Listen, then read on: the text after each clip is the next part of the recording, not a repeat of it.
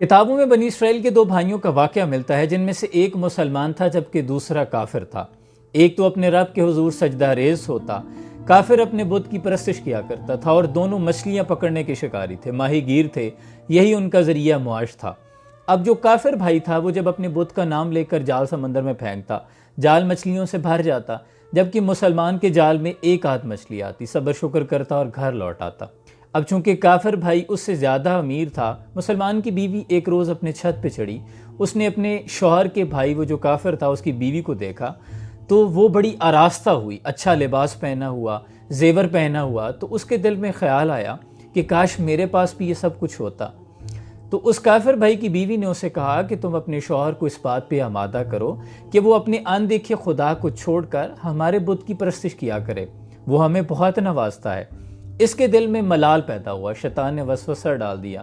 شوہر شام کو جب گھر آیا تو اس نے کہا کہ یا تو مجھے چھوڑ دو، مجھے طلاق دے دو، تو یا پھر اپنے بھائی کا مذہب اختیار کر لو، اس کے بت کی پرستش کیا کرو، وہ بہت نوازتا ہے، دیکھو وہ ہم سے بہت زیادہ امیر ہے۔ تو اس خدا کے بندے نے کہا کہ خدا کے خوف سے ڈرو، تم کیسی باتیں کر رہی ہو، ہم مسلمان ہیں، ہم اللہ کی عبادت کرتے ہیں، ہم کافروں کی باتوں کی طرف دھیان کیوں دیں؟ تو وہ چونکہ دنیاوی لذتوں میں آ چکی تھی، اس کے دل میں وسوسے پیدا ہونے لگ گئے تھے۔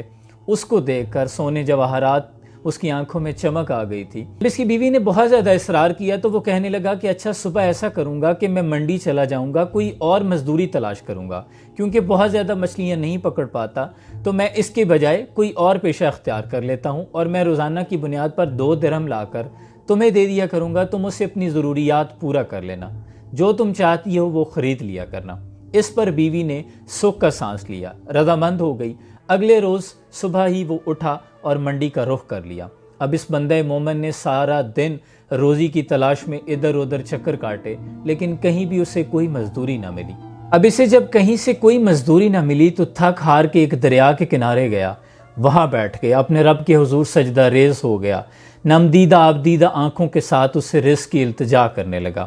رات ڈھل گئی، اندھیرا ہوا، گھر واپس آیا۔ بیوی نے پوچھا تم دن بھر کہاں تھے، کہاں ہے تمہاری اجرت؟ تو کہنے لگا کہ میں نے ایک ایسے بادشاہ کے ہاں نوکری اختیار کر لی ہے کہ بادشاہ نے مجھ سے 30 دن مزدوری کا وعدہ کیا ہے کہ 30 دن کام کرو پھر تمہیں اکٹھی اجرت دوں گا۔ بیوی نے کہا یہ کیسا بادشاہ ہے؟ تو کہنے لگا کہ وہ بادشاہوں کا بہت بڑا بادشاہ ہے، اس کے پاس بہت زیورات ہیں، وہ بڑا مالدار ہے اور بڑا کریم ہے، اس نے مجھ سے 30 دن کا وعدہ کیا ہے۔ بیوی رضامند ہو گئی۔ اب دن ڈھلنے لگے، اسی طرح وہ روز صبح جاتا اور جا کر دریا کے کنارے بیٹھ جاتا، اپنے رب کے حضور سجدہ ریزی کرتا، نوافل پڑھتا رہتا، ذکر کرتا رہتا۔ رات ڈھلتی، گھر واپس آ جاتا۔ بیوی صبر شکر کر کے دن گزار رہی تھی کہ کسی طرح 30 دن مکمل ہوں اور اسے کچھ پیسے ملیں۔ 29ویں رات جب آئی، اگلے روز 30واں دن تھا، تو بیوی نے اسے کہا کہ اگر صبح تم پیسے نہ لے کے آئے، تمہارے بادشاہ نے تمہیں اجرت نہ دی، تو پھر میں تمہارے ساتھ نہیں رہ سکتی، مجھے چھوڑ دینا۔ اب اگلے روز وہ تھوڑا مایوس ہوا، دل میں ندامت آئی، وہ کسی اور یہودی کے پاس چلا گیا۔ صبح اٹھتے ہی یہودی کے پاس گیا اور جا کے کہنے لگا کہ مجھے کوئی مزدوری دے دو، کام مل سکتا ہے؟ تو اس نے کہا ہاں کام تو مل سکتا ہے، لیکن میں تمہیں کھانا نہیں دے سکتا۔ اس بندہ مومن نے ٹوٹے دل کے ساتھ روزے کی نیت کی اور اس کا کام کرنا شروع کر دیا۔ اب 30واں دن تھا، گھر میں ایک انجان آدمی کی دروازے پر دستک ہوئی۔ بیوی نے دروازہ کھولا، مسافر نے کہا کہ یہ ہمارے بادشاہ نے تمہارے شوہر کی اجرت بھیجی ہے۔ اس کے ہاتھ میں 29 اشرفیوں کی ایک تھیلی تھی۔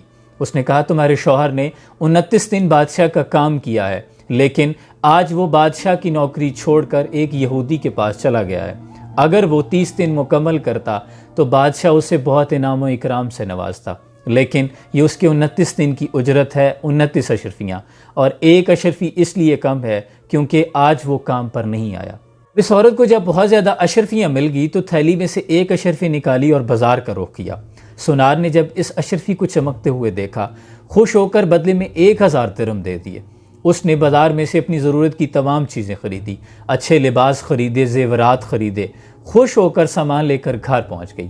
شوہر کا انتظار کرنے لگی۔ مرد مومن جب تھکا ہارا شام کو گھر واپس آیا تو کہنے لگی تم آج کہاں تھے؟ اس نے کہا میں یہودی کے ہاں مزدوری کر رہا تھا۔ اس نے کہا تم نے اپنے بادشاہ کو کیوں ترک کر دیا؟ وہ تو بہت مہربان تھا۔ اس نے پھر اشرفیوں کا ماجرا بیان کیا۔ جب اس مرد مومن نے یہ سنا تو آنکھوں سے آنسو جاری ہو گئے۔ تر دامنی پہ شیخ ہماری نہ جائیو، دامن نہ چھوڑ دیں تو فرشتے وضو کریں۔ اور روتے روتے ہچکی باندھ گئی، بے ہوش ہو گیا۔ جب ہوش آیا تو کہنے لگا کہ ہائے رے میری قسمت، ہائے رے میری خواہش، میں نے اپنے بادشاہ کی عبادت سے غفلت کیوں کی؟ کیوں میں نے اپنے غفور و رحیم رب کو چھوڑ دیا جبکہ وہ میری حالت سے باخبر تھا؟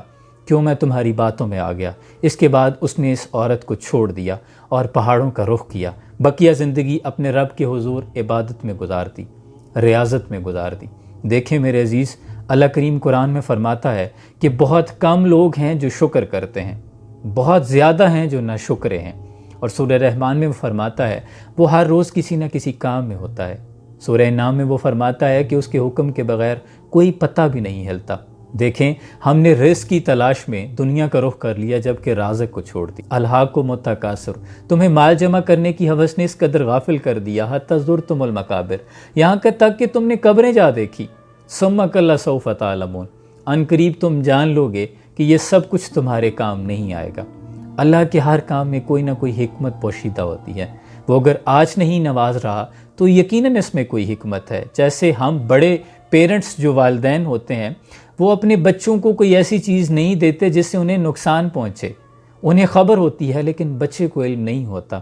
اس لیے شکر کا دامن نہ چھوڑیں۔ وہ اپنے بندے کو آزمائش میں مبتلا ہی اس لیے کرتا ہے کہ وہ دیکھ سکے کہ وہ کتنا شکر کرتا ہے۔